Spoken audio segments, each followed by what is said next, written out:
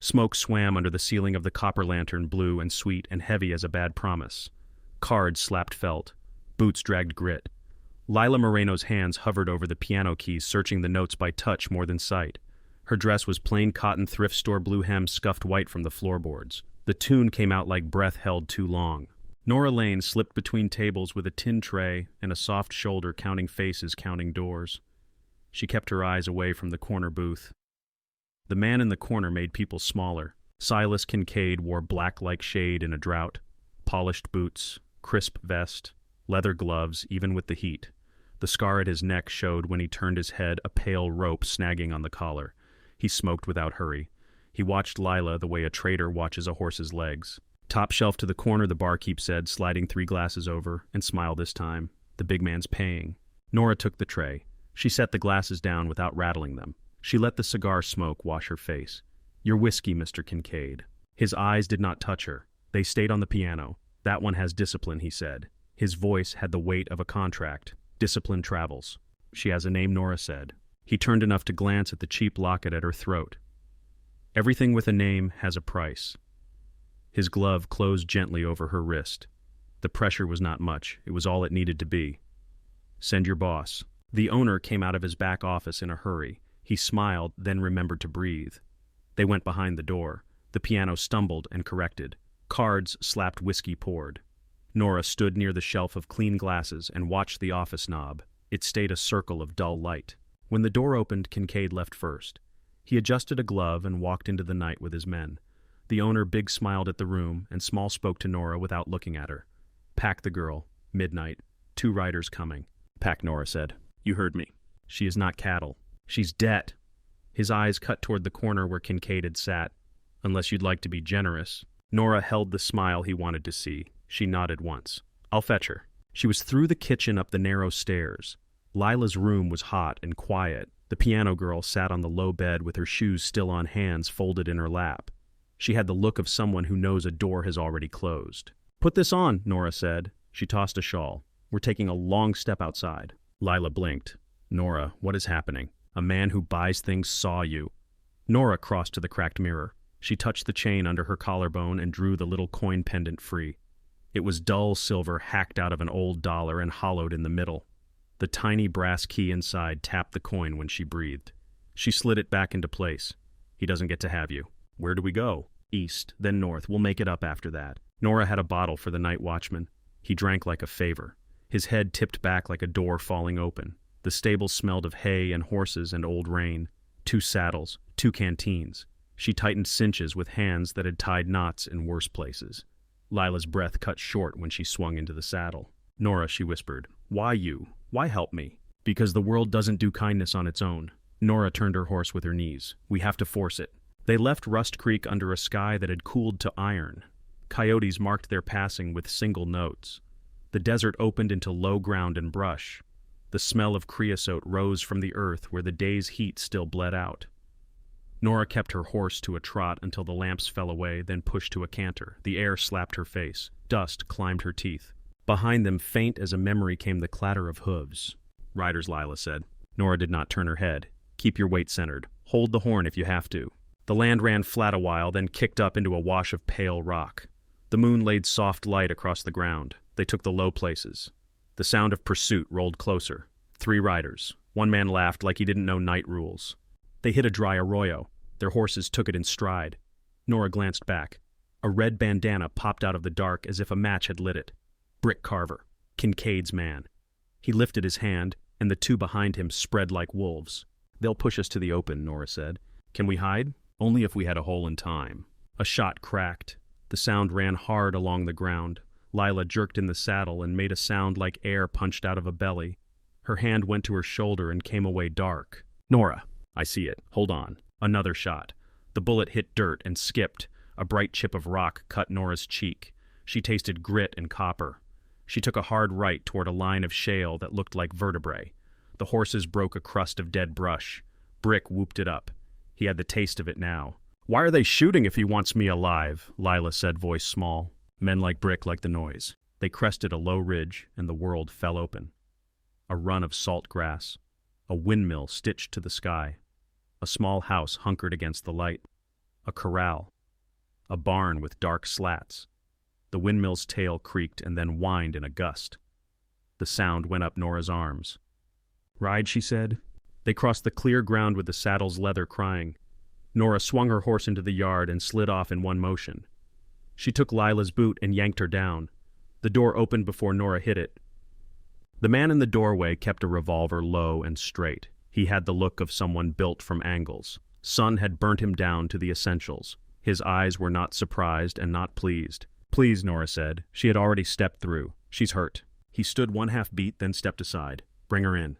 They laid Lila on a table scarred with knife cuts. The house smelled of boiled coffee and thyme and wood smoke. The man set his gun on the shelf and pulled a wooden box from under the bed. The box opened to tools that had been cared for metal rubbed clean edges honest. He poured clear liquid over a cloth and held it up to Lila's face. "Breathe through this," he said, slow. "What is it?" Lila asked. "Something to make this bearable." He was all business now. "Name's Jonah." "Nora," she said. "This is Lila." He cut the dress away from the wound with small, neat strokes. Blood had dried in a collarbone hollow brown-black now with fresh shine at the edges. He probed with a finger in gauze, then the steel. Lila turned her head and bit the cloth. Nora held Lila's other hand and counted breathing. The windmill coughed outside and found its cadence. The small lamp hissed once and steadied. "Bullets in the muscle," Jonah said, "not to anyone and to both of them. Close to where it gets messy, but not through." "Can you do it?" Nora asked. He did not answer. He worked. Ether sweetened the air. His hands had a tremor for 1 second on the entry cut, and then forgot how to shake. He found the brass with the tips of the forceps and lifted slowly. The bullet came free with a sound like a small tooth dropping into porcelain. He washed the wound with warm water and something bitter, then pressed in a poultice that smelled like crushed fields. Nora let out air she had captured by accident. She realized she had not blinked. Her eyes burned. Jonah wrapped with clean bandage and tied it tight with a tug that meant it had been done 1,000 times. He looked up at Nora finally. "She rests. She has fever coming. You keep her cool. There is a pump outside." "Thank you," Nora said, and meant it in a way that took weight off her bones. "We can pay, or work, or both." "Pay later," he said. "Work now. Water." Nora ran for the door and found the yard cooler than the room. The night had tilted toward morning. The windmill spun in a stronger breeze. The pump handle fought her up and down water burping iron and then flowing cold. The smell of wet metal rushed her nose. She filled a basin and hurried back. Jonah was setting his tools in line. He wiped the blade clean, then his hands, then the wood. He took a small picture tin from the mantel and turned it over without looking at it. When he placed it back, it lay face down. Nora set the basin on the table and wrung the cloth. Lila's skin was hot. Her hair stuck to her cheeks in ropes. Nora touched her forehead and then her own. She spoke a little in Spanish and a little in nothing. Jonah stepped out and scanned the yard as if he could force the horizon to be empty. He moved to the barn, cracked the door, closed it. His shoulders eased 1 notch when he came back. "People looking for you," he said. It was not a question. "Yes," Nora said. She watched his mouth, not his eyes. We were quiet. He looked at the coin pendant at her throat. His eyes flinched 1 degree when it tapped against the chain. "Quiet is a strong word." "Kincaid sent 3 riders," she said. "I know the name." "Everyone knows the name." Jonah pulled a blanket from a chair and folded it into a square. He slid it under Lila's knees. He took a breath like he had a different line to say and set it aside. "You can sleep on the floor by the stove.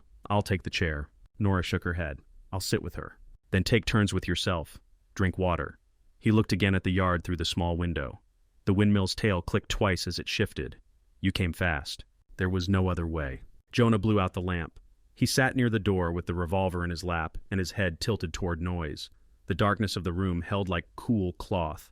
Outside, a distant coyote shaped a single note and stopped. Lila slept. Nora sat with her back to the wall basin, at her feet damp cloth in her fingers. The stove gave off a faint Harney County heat. The house ticked and settled. The windmill kept its slow saw-song. Her eyelids drooped and lifted and drooped again. She was halfway gone when the sound came. Hoofbeats far and small like a memory coming up a dry road. Nora lifted the cloth from Lila's forehead and stood. Jonah was already at the window, a dark shape within the darker frame. He raised 2 fingers. "Wait." The hoofbeats faded. Silence returned to its chair. Then from the ridge above the house, a pinhead of light snapped once, twice, a third time. A pause, a longer flash. Jonah's jaw moved hard one way then the other. The light did not come again. The windmill gave a low groan and held. Nora's heart beat against the little coin at her throat. The metal tapped bone. She did not move. The house listened. The night held still. The basin water cooled in her hands. The night thinned to a cold seam at the windows. Jonah watched the ridge a long minute, then slipped outside with the care of someone who had crossed dark yards before. Nora stayed by Lila, trading the warm cloth for a cool one, counting breaths, listening to the windmill turn once and catch. A single horse came at first light hooves, set careful in the hardpan. The rider kept his hands away from the gun and his eyes on Jonah. He was broad through the chest, gray showing in a close beard, a cavalry seat in the saddle. Sun had carved his face into plains. "Elias Boon," he said softly. "If you kept the code, I still speak it." Jonah lowered the revolver. "I kept it." They clasped wrists like men who had done it with blood on them. Elias glanced past Jonah's shoulder into the room, took in the table, the bandage, the basin. His gaze weighed the air. "She's stable," Jonah said. "Fever starting." Nora stood. The coin at her throat clicked once against its chain. "Thank you for not bringing a crowd." "I brought eyes," Elias said. "Left them back on the rise. Kincaid has men combing the flats. He is paying good gold. He found a judge willing to stamp paper. The paper will ripple out this morning." He broke a heel of bread from his saddlebag and handed it to Jonah without looking like a habit. Jonah took a bite, chewed, swallowed, then passed it to Nora. The bread tasted of campfire and old cumin.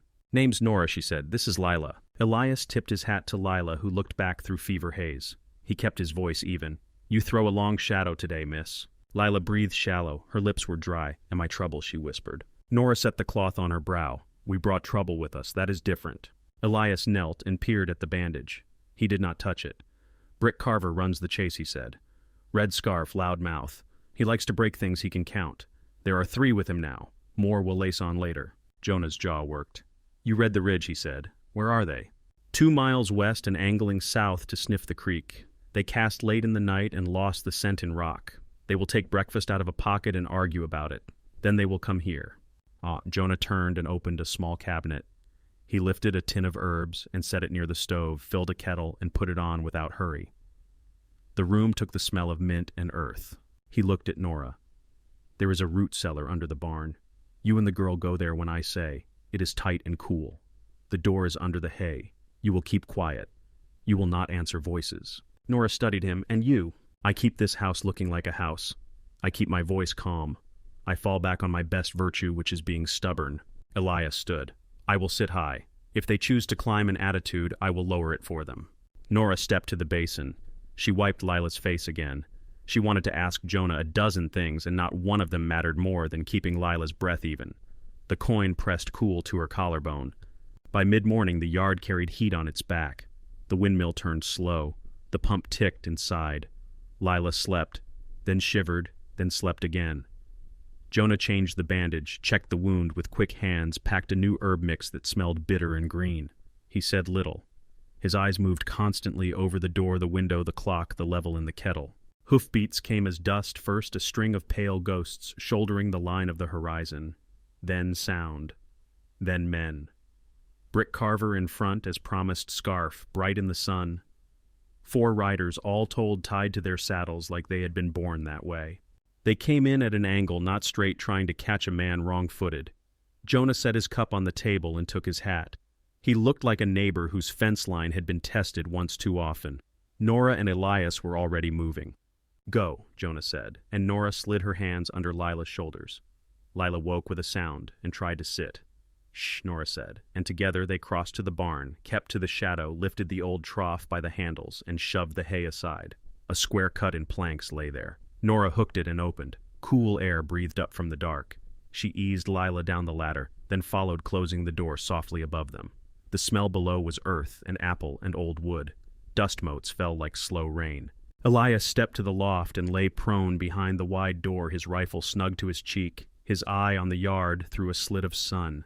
He settled into stillness like a stone finding a bed. Brick reined in 10 feet short of Jonah's boot tips. He had the smile of a man who liked to try keys indoors. He held up a folded paper. "Authority of the territorial marshal," he said. "We are looking for 2 thieves. 1 girl with red in her hair, 1 younger about the shoulders. They stole property and may have killed a man." Jonah took the paper. His eyes passed over the seal and the stamp and the stain where ink had run along a crease. The signature danced wrong. The paper had the right words and the wrong feel. "Serious claims," he said. "You will forgive me for being particular about men walking through my kitchen." "Of course," Brick said. He did not mean it. He nodded to one of his men who slid off his horse and went for the door. Jonah stepped into the space without looking like he had stepped. "There is a way we do this," he said. "You ask to wash your hands. You compliment the house. You wait to be invited." Brick's smile thinned. "You alone here, mister." "Most days." Jonah looked past him mildly. "You're making dust on my beans." The rider at the door made a show of sniffing. "Smells like medicine in there," he said. "I keep herbs," Jonah said. The man went through anyway. Another followed boots loud on the boards. They opened a cupboard, shuffled a quilt, looked under the bed and a chair and called it search. One of them picked something off the floor near the washstand. A hairpin bent at the end. "Woman's," he said, and held it up like a tooth. "My wife's," Jonah said. His tone hit flat. "She has been gone 7 years. This house carries her in corners like any decent house does." "Funny nobody in town ever mentioned a wife," Brick said. "I do not trade at the saloon," Jonah said. "I keep my own counsel." Out by the fence, a strip of cloth hung on a splinter. Dust on the hardpan showed sign of 2 horses cutting west. The trail had been laid that morning, careful and honest hoof to hoof, one boot print, dragged a pace where someone might start a stumble. It looked like haste. It was the right kind of lie. Brick's man pointed there. Brick turned his head and squinted. His nostrils opened like a dog's. He considered the house, the hat in Jonah's hands, the faint scent of mint that carried from the kitchen, the windmill's lazy click. He rolled the paper in his fingers and slid it into his vest. "You seen anyone here?" he asked, eyes on Jonah's face. "No," Jonah said. "I woke to the sound of a coy dog. I came to the door. There was no one in my yard except the wind." Brick weighed that and found it neither light nor heavy. "We will look inside again," he said. And this time he stepped past Jonah himself, slow enough to say he could move fast if he liked. They found nothing else. They missed the trapdoor by inches because hay fell as hay does perfectly. They left the hairpin on the edge of the washstand. They left the room like men who wanted the house to remember them. When they rode out, they took the west trail at a standing trot dust in a low ribbon behind them, Brick's red scarf bright and rude against the day. Their shapes shrank, then became heat-wobbled, then swallowed. Jonah stood on the porch until the dust settled. Then he crossed to the barn and slid the trough again. He lifted the door and reached down a hand. Nora came up first, eyes narrow. "They bought it." "They bought it for now," Jonah said. Lila's skin was damp but cooler. She leaned against the post and drank from a tin cup. She smiled at Jonah with all her strength. It was a small smile. It did its work. A whistle cut the yard, 3 notes, short one held. Elias answered with the flash of a pocket mirror up into the glare. A second flash came from the ridge. He read it like a sentence. "They lost you in rock last night," he said. "They brought a tracker from Cavendish. They are offsetting their grid and widening. They will sweep this way by evening." The heat pressed down. The pump clicked. Cotton from the seed bag stuck to Jonah's boot. He looked past the fence line, past the salt grass, to where a run of dark green marked the alluvial cut that turned toward the hills. Beyond that, the land rippled and broke. He held Nora's gaze a long breath. She nodded once. Lila tightened the sling at her shoulder and set her jaw. Elias swung into the saddle and turned his horse toward the side path that tucked behind the corral. He moved like he had done this before and had no interest in being seen doing it. Jonah stepped inside, took his hat, and lifted the picture tin from the mantel. He did not open it. He set it upright this time. The lamp glass held a faint thumbprint in the soot. They saddled in the shade, quick and quiet, and led the horses through the back gate that had not been used in years. The nail gave with a dry squeal. Grass brushed their legs. The wind picked up and took the smell of the house away into the flats. They followed Elias along the low draw that curled east, skirting stone and cactus keeping to the cuts. The windmill got small behind them, then folded into the noon shine.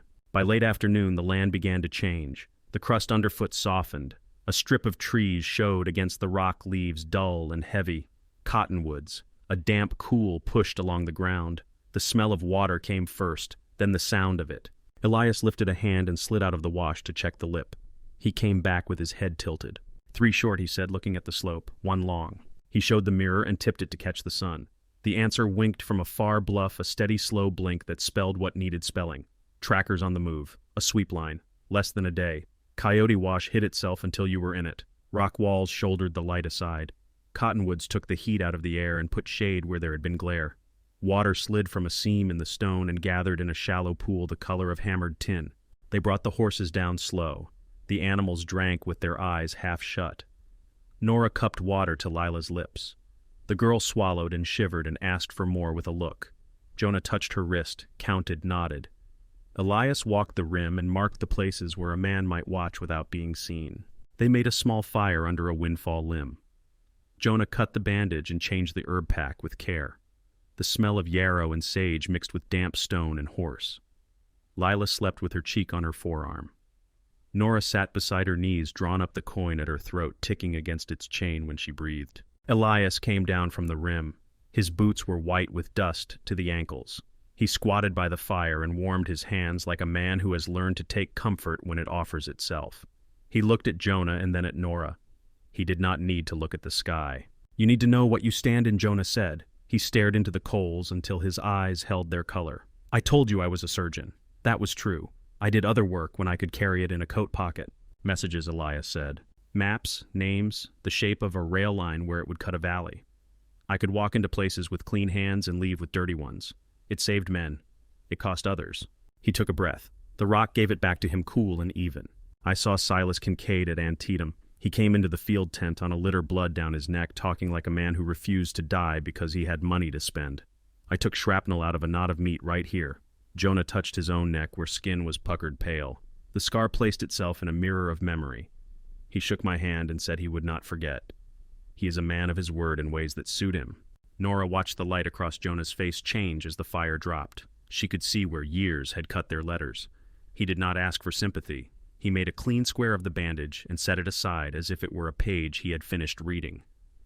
"After the war I married. Claire was a nurse. We had a boy. We came west with everyone else who wanted to pretend a map could be rewritten. Kincaid did well here. He bought a share of a line. He set men in office who smiled for him. I agreed to help a federal man in Santa Fe collect proof of the rot under that smile." Jonah set the used cloth down very gently. "Kincaid's writers came to my door on a day when the fever had our house by the throat. They turned out drawers. They split upholstery. They laughed in the kitchen. My wife told them to get off our land and give me back my medical bag. She had to hold the boy to keep him from throwing a broom at a grown man. The riders gave the house back to us with the water spilled and the stove cold. By the time I came home, the fever had climbed. It did what fever does. I buried them on a rise that sees the sunrise and the creek together." He did not change tone at the end. He did not have to. The water in the pool made a sound like soft teeth on a spoon. Elias stared at the rock face across from them. Nora moved closer to Lila and smoothed a curl out of the girl's eyes. "My father was a lawyer," Nora said. The words came slow. She tasted each one. St. Louis, land titles. He was good at seeing where a signature did not match itself. When the rail looked west, men with money got hungry. He chased lies across paper and pinned them with names. He wrote letters to the federal office with a list of parcels and the people who had a right to them. She pulled the coin out, let it lie in her palm a second, then set it back against her skin. "He gave me this when he knew he had been seen. He told me a safe would outlast him. He told me where it was and whose office it sat behind. Then my parents died in a fire that burned like it had been fed from the floor." Elias did not speak. He opened his mouth and closed it and let his hands find the warmth again. Jonah watched the coin move with Nora's breath. "Kincaid kept the safe," Nora said. "I got into his office one night when I was the only one looking at the carpet. I did not have the key. I had time to listen. The key came later from the neck of a man who thought I was not worth noticing." She stopped. The little brass key tapped once like it agreed. Lila stirred. She looked at all of them in turn, and then at the water and then at the coin. Her lips were cracked, but the fever light in her eyes had eased. "Maria," Jonah said quietly. "Your mother, was she called Maria?" Lila stared at him for a full count. "Yes," she said. "Maria Santiago." Jonah nodded. A sound came up his throat and did not get out. He let the quiet sit. Then he asked, "Your father?" Lila's jaw took a set Nora had seen in a mirror when she wanted to stand and had no strength left. "He married my mother and did not act like it," she said. "He liked to have the word without the weight that comes with it. When money went missing from his own table, he sold me to pay for cards. He did not look at me when he signed the paper." Nora reached for her hand. Lila let her have it. "His name," Jonah said. He did not raise his voice. He did not lower it. He let the air carry it as it was. Lila swallowed. "Silas Kincaid." The wash took the sound and put it somewhere it could cool. Elias rocked back on his heels and sat in the dirt and rubbed his eyes like grit had blown into them. Nora pulled Lila close enough that their shoulders touched. Jonah looked at the pool until it stopped reflecting his face and only showed the sky. Lila did not cry. Her body had spent its water elsewhere. She looked small and older at the same time, as if she had been drawn with hard lines by a steady hand. "He does not get to decide what I am," she said. "He already decided too much." Nora squeezed her fingers. "He does not get to take one more thing." Elias stood and dusted his palms. "I have people who can put paper into hands that cannot be bought," he said. "We can copy what you have and get it to the right office. Marshall Hale keeps a ledger that will not burn easy." Nora felt the coin press again into skin. She nodded once. "I will write." Jonah went to his saddlebag and brought out a small, wrapped packet-oiled cloth around paper to keep the damp out. He laid it between them. "Names I made myself remember," he said. "Dates. Places where a horse can drink year-round and where men who should not meet did meet." They worked on the letters with the fire low. Elias wrote in a strong, careful hand. Nora added what she knew lines that would make sense to a federal man in Santa Fe. Jonah sealed them with wax he kept for lamp wicks. Lila held the packets a moment each to warm them as if heat would help the ink set its mind. When they finished, Elias whistled twice into the wash. A rider eased out of the shadow above them. He was a lean man with a scar that pulled his mouth a little left. He took the packets and tucked them in a sack with a string of dried apples, as if they were no more than food. He touched 2 fingers to the brim of his hat and rode off along the rock until his horse and shadow became one thing. They ate simple and not much. Dried meat, dried apricots, a crust of biscuit that had traveled wrong. Lila took a bite and paused as if her mouth had forgotten how to taste sweet. When it remembered, she smiled with the corner of her mouth. The light in the wash changed to a softer kind. The rock walls held the day in their faces and gave it back with less bite. Jonah walked the margin of the pool with a stick and counted tracks. Coyote, quail, 1 boot print from earlier. He scuffed his own mark away. Nora watched the way he carried himself when he thought no one looked. The weight sat in his shoulders like an old coat. It did not rule him. It did not leave him. At last he came back to the fire and sat with his knees bent and his forearms on them. He did not look at the coin when he spoke. "You can run until your legs are gone," he said, "or you can pick the ground and stand on it." Lila lifted her chin. "He wants me alive," she said. "He wants your key." She looked from Jonah to Nora and back. "He thinks he knows both of you. He does not know me." Nora's mouth tightened. She saw the pieces come to rest on the same board. She did not count them out loud. She did not name what they were doing. Elias took a clean sheet of paper from the packet and set it on a flat rock. His pencil made a dry whisper. He wrote a place and a time in a hand that no clerk would be able to trace back to any familiar name. He folded the note once and wrote Kincaid on the outside. The letters looked like a knife had cut them. He whistled once brief. The man on the rim showed himself just enough to take the folded note and make it disappear. The cottonwoods spoke softly to each other. Water found its path among stones the way a hand finds the seam in a coat. The wash held them like a palm holds a coin. A hawk marked the sky with a slow arc and moved on. They reached the ranch at noon when the light pressed straight down and the ground threw it back. The windmill turned with a stiff click that sounded like teeth. The barn carried the hot smell of old wood and grain and oil. The house sat with its door closed and its windows dark. The yard had the look of a place that had been looked at. Elias walked the fence line and checked the rise. He checked the angle of the barn loft and the slit where a board had shrunk away from its nail. He checked the shadow that would fall inside when the doors opened. He did not waste any of it.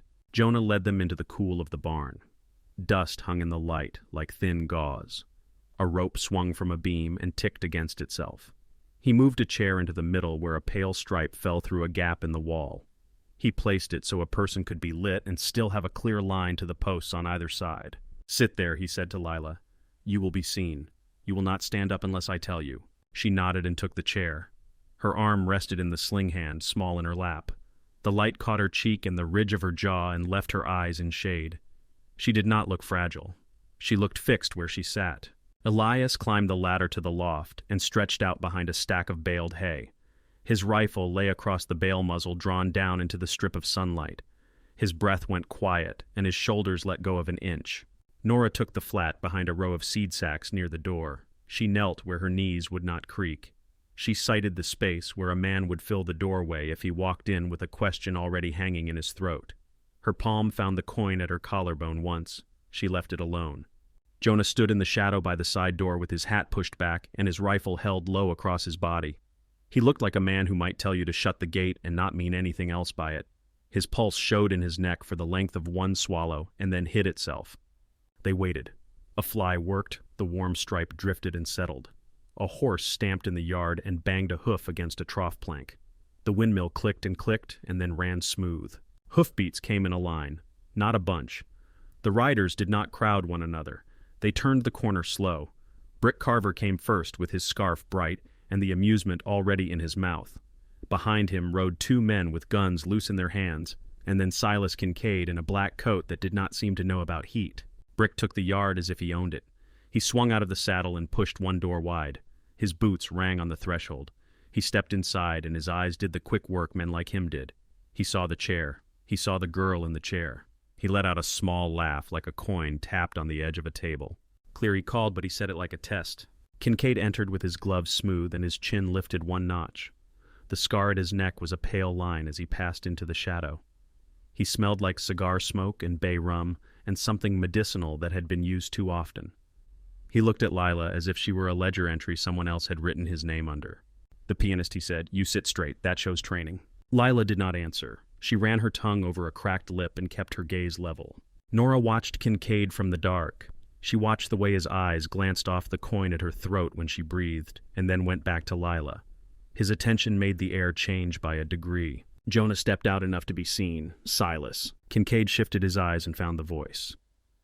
He looked Jonah up and down as if measuring the price of a thing he did not plan to buy. "Dr. Kincaid said, or do you prefer a different title now?" "Jonah is fine." Jonah Kincaid repeated as if sampling it. "You send a note. I bring my time. You have something to give me."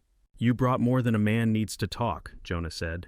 Kincaid's mouth warmed by the smallest amount. A man in my position learns to avoid unpleasant surprises. He looked to Brick. Brick tilted his head, and a third rider slid into the barn behind them, eyes on the rafters. He went left and looked into the shadows. He did not see Elias because Elias did not want to be seen. Jonah planted his boots. "You will leave your hands on what they hold," he said. "No one is here to shoot you if you do not invite it." Kincaid took a breath through his nose and let it shape his words. "Miss Lane," he said to the dark, "you took something that belongs to me, and then you took something else." Nora did not step out. "You buy paper, you buy men, you do not buy people." Kincaid let his gaze slide over the bales, the sacks, the ladder, the long smudge on the floor where a wagon wheel had rolled and dragged. He seemed to set his feet on the barn with ownership. His voice stayed civil. "You misunderstand the structure of debt," he said. "There is property in the world, and there are obligations that attach to it." Lila lifted her chin. "Am I an obligation?" Kincaid looked at her properly for the first time. The bright stripe of light narrowed the line from his eyes to hers. He gave a small half-smile that had no pleasure in it. "You are leverage," he said. "Against who?" Lila asked. Kincaid did not answer. He turned his face a fraction toward Jonah. "You are out of your practice," he said. "This is not a surgery you can finish with a steady hand." Jonah kept the rifle low and the sights under Kincaid's chest. He spoke as if explaining weather. "I took steel out of your neck in a tent that smelled like salt pork and carbolic. I recall you saying you would not forget it. I would like you to remember it now." Kincaid lifted a shoulder by a finger's width. "I pay my debts," he said. Elias spoke from the loft. His voice fell with the dust. "You lay them on other people first." Kincaid looked up without moving his head. His eyes went to the dark seam and the sliver of glare above it. "Boy," he said, "you had best remember who made your uniform cheap and your pay late." Elias did not rise to it. "I remember which men took food off my table and called it a fee." Brick shifted his weight and let his hand settle more firmly on his gun. Jonah saw it and did not blink. Nora saw it and set her breath so her chest would not move. Lila saw it and made her face a thing with no extra motion in it. "Enough," Kincaid said, and the one word filled the barn like a bell tone, the key. Nora touched the coin at her throat with 2 fingers and stepped out from cover. She kept the coin under her shirt. She let the chain show. "You want the key," she said. "You get what comes with it." Kincaid did not look annoyed. He looked interested in a way that had nothing to do with her and everything to do with the weight of paper and the sound of doors closing far away. "What comes with it?" he asked. "Names," Nora said. "Dates. Transfers that look clean until you turn them a 1/4 inch. Dead girls. Men who do not dig deep graves." Kincaid turned his head a little toward Brick as if to share a thought, then let it go. He smoothed a glove with his other glove. He measured the space between Nora and the chair and the door. "You do not know what rooms those names can fill," he said. "I know the rooms they emptied," Nora said. Silence sat down on the beam above them. The fly returned to the stripe of light and turned on its small axis. Lila spoke into the quiet. Her voice was the voice she used when a note needed just enough air and not one breath more. "You forgot something else," she said. Kincaid glanced at her without caution and without care. "Did I?" "You forgot what a face looks like when you hear your own name come out of a mouth that has your blood in it." Kincaid's eyes changed then. The pupils did a small tighten and relax. He took one step toward the chair and stopped because Nora shifted half a foot and the barrel of her gun moved without sound. "What did you say?" he asked. Lila did not drop her gaze. I am Maria Santiago's daughter. Kincaid's color thinned under the tan. The scar at his neck seemed to jump. He did not blink. Impossible, he said finally. You made it possible, Lila said. You signed paper. You gave a man money. You looked away. You knew what it bought. Brick made a small noise through his nose. One of the other men let his heel scrape the dirt. Elias took up a half-pound of air in his lungs and held it behind his teeth. Kincaid moved his right hand toward his coat in a way that did not set anyone off because it was so smooth. He pulled a handkerchief and dabbed his mouth. He tucked it away again. He stood still for a full second, and then his left sleeve emptied a small pistol into his palm with a click that was more delicate than the room deserved. His eyes did not leave Lila. He lifted the pistol to the line of her chest from 10 feet away. Nora took a step. She had time to shape one word with no voice in it. Jonah moved. It did not look fast because it was close. He stepped between the gun and the chair and turned his shoulder into the line and took the round high and straight. The sound slapped the walls and came back with splinters. Lila's hands flew to the arms of the chair and hung there. Nora felt heat on her face and did not know if it was hers. Elias fired. The shot hit Kincaid's right shoulder and took him down against the stall door. Brick swung and caught a ridge of wood on the edge of the loft, where a bullet walked, then lost the next second to the hard punch of Nora's shot through his thigh. He hit the dirt loud. The third man dropped his gun and put both hands up because he had not planned to do anything else with them all day. Jonah went to his knees and caught himself with one hand and then sat back as if the chair had returned to him. His other hand found the hole by reflex and pressed. Blood came up between his fingers and ran in a warm line down his ribs and into his waistband. He inhaled like a man who had forgotten how. Nora was on her feet without thinking she had been sitting. She slid to him and pressed his hand harder with both of hers. She felt the life in it like a water pump that had lost its prime and caught again. Eyes, Jonah said. The word came small and unsteady. Look here. She looked and he found her and he held her there with what he had left. Lila stood and her sling fell.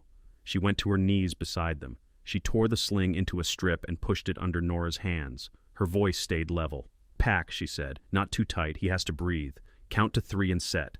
Elias came down the ladder fast and felt the ground come up hard. He crossed the barn in 3 strides and put a knee on Kincaid and took the derringer and emptied the small rounds into his pocket so his hand would have something to do. He pulled a cord from his coat and tied Kincaid's wrists. He tied them twice. He checked Brick's gun with the toe of his boot and kicked it away as if it had insulted him. The yard was very quiet for a heartbeat. Then a horse breathed out hard and stamped. Jonah's focus slipped a finger's width and came back. It went again and returned slower. Nora kept pressure with the steadiness of the windmill when it finds the air. The world narrowed to cloth that was getting darker and the sound of Jonah's breath. Elias looked up and found the man at the door. The third rider had not moved. Elias spoke to him without looking away from Kincaid. Take your hat off, he said. Go to the fence. Sit. The man obeyed like someone who had made a bargain with fear a long time ago and knew how to pay it. Elias took a deep breath and let it out once. He looked at Nora. He looked at Lila. He looked at the blood. Hold, he said, and went out into the glare. He whistled a short pattern into the heat. A shadow on the rise answered with one flash and then another. Hooves shook the edge of the day. A rider came hard from the backside of the spread with a canvas sack at his thigh and a badge under his vest that did not show unless you knew what to look for. Elias took the sack and put 2 packets into it with the speed of a man who had practiced the movement in his head. He pushed the bag back into the rider's hands. The rider set spurs and was gone like a door that had not been there a moment before. Inside, Lila wet a cloth and touched it to Jonah's lips. He swallowed once and then a second time. His eyes had the shine of a fever that had not come but knew the way. Nora bent so close her hair brushed his cheek. She felt the rasp of stubble and the heat of skin and the thin tremor in the tendons under her fingers. Elias came back and stood over them and watched for 1 count and then 2. He knelt and added his fingers to the pressure and took some of it away from Nora. She did not argue. She stayed with Jonah's eyes and gave him a place to set them. In the yard there was a small sound like metal touching metal. It carried thin and clear. A jingle stepped out of the heat and moved closer. A shadow passed across the threshold and stopped. The barn held its breath. The windmill turned and clicked and held. The smell of cordite and hay filled the space up to the rafters. The badge showed first a small sun caught at a jacket pocket. The man under it stepped into the doorway and halted a heartbeat to read the room. Hat-brimmed, square-shoulders eyes that had learned to weigh a lie without blinking. "Marshal Thaddeus Hale," he said. Elias rose with a hand open. "You are on time." Hale took in Kincaid on the floor with cord around his wrists, Brick dragging a leg and trying not to show it, the third man, gray with dust on his lips. He looked to Jonah, saw the blood, and crossed the barn without asking permission. "We will move him to a table," Hale said, already setting down his satchel. "I have riders bringing the doctor from Cavendish. Keep pressure. Fresh cloth." Lila had the cloth ready. Nora did not let go of Jonah's hand until Hale put his own there, 2 fingers to the pulse, a nod that said the river still ran. She slid aside enough to fetch water enough to keep her body against Jonah's shoulder so he could feel she had not left. Hale's deputies brought in a stretcher and took Kincaid the way you take a man who always finds a loose nail to use against you. They lifted Brick with less gentleness. Hale read the derringer with a glance, slipped it into his coat, and looked back to the table. The doctor came on a sweating horse as the light slid down the side of the barn. He smelled like carbolic and old leather. He laid out tools and had Lila hold the lamp while he worked. Steam rose from a kettle that had not boiled in weeks. Nora passed gauze and did not flinch when the blood slicked her wrist. Jonah's breath sawed shallow, then steadied, then caught again and settled. Outside, the windmill kept a slow beat. The house watched with dark windows. Hale stood in the doorway and wrote in his book. He did not ask questions that could wait.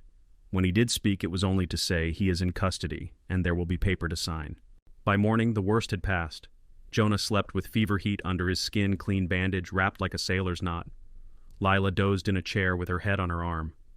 Nora sat on the floor by the table with her back against the leg-eye's open hand on the cloth where it touched Jonah's side. Hale laid a packet on the table and broke the seal. Thin paper, brittle at the corners, ink that had bled once and then stopped. A ledger with neat columns and names tucked tight as seed. He turned a page with a fingernail and did not change his face. He slid the packet back into the satchel and locked the clasp. "These will go to Santa Fe," he said. "So will he." Kincaid left under a band of men who did not talk. They put him on a wagon because the shoulder would not carry his weight. Then they tied the wheel in case he decided to learn to run. Brick went tied to a saddle like extra gear. The third rider kept his hat in his hands and did not look up. The barn took back its heat. The house took back its smells. Jonah slept long and woke into shallow days where the lamp had to be lit at noon. Lila wiped his forehead and learned to fold bandage in the neat square Jonah had taught her. Nora read to him when he drifted a paragraph about seeds, a line about whether the word's enough. News came in pieces, a rider with a sheet from Santa Fe, a clerk's hand tight across the top, judges named, accounts frozen, witnesses who had found their voices and kept them, a list of girls who would not answer to a roll call but had their names written down anyway. Hale sent notes at night by men who knew the side roads. The windmill clattered. The pump sang. When Jonah was strong enough to walk to the door, he touched the mantel and set the picture tin upright with both hands. He left it that way. He stood a long time and watched the yard. In the morning light, the barn looked like work, not a battlefield. The trough shone with a seam of water. They built again. A plank for the porch that had been soft. A hinge that did not mind opening. A sign Dr. J. Pike tacked to the post by the steps. People came in 2s and 3s, a cut hand wrapped in a shirt, a coughing child, a woman with a sprain from a fall in the wash. Jonah listened with his head tilted, then put his hands where they belonged and worked until sweat ran into his beard. Elias brought families to the far side of the corral, folks with everything they owned tied in quilts. They put up canvas and then rough boards. Smoke drifted up from their cook fires and smelled of coffee and mesquite. Children ran the fence and came back with burrs in their socks.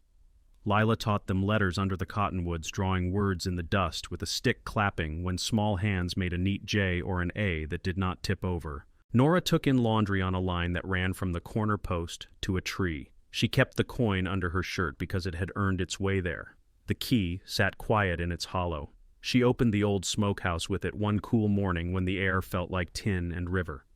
The lock lifted and spoke a tired click. Inside lay bundles wrapped in oilcloth letters Jonah had written years ago and never sent. She stacked them on the shelf and left the door open.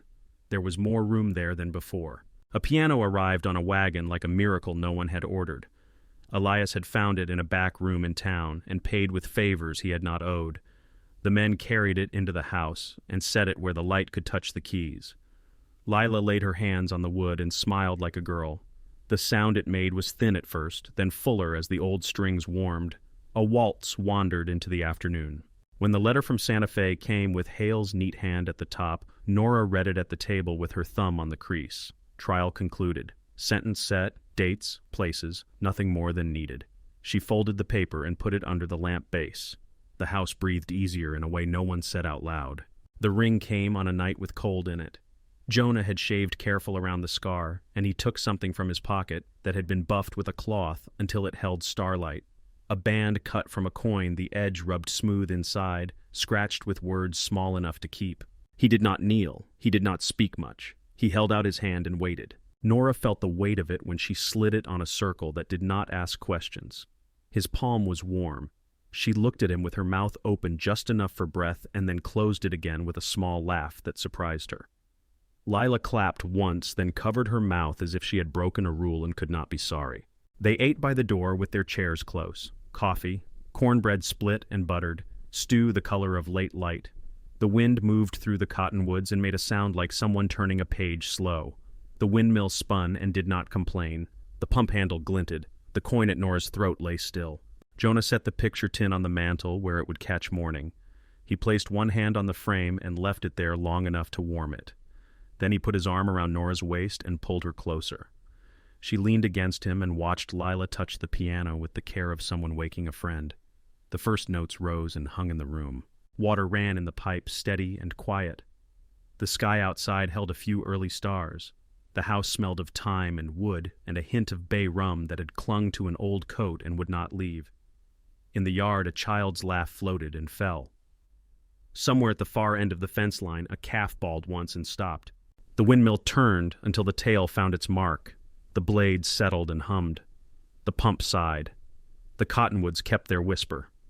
The ring caught a little light and gave it back. The lock on the smokehouse door sat open, iron-cooled mouth quiet. Thank you so much for listening to today's story. If this story resonated with you or made you reflect, I'd love to hear your thoughts, so feel free to share them in the comments below. And don't forget to subscribe and hit the notification bell so you won't miss the next story.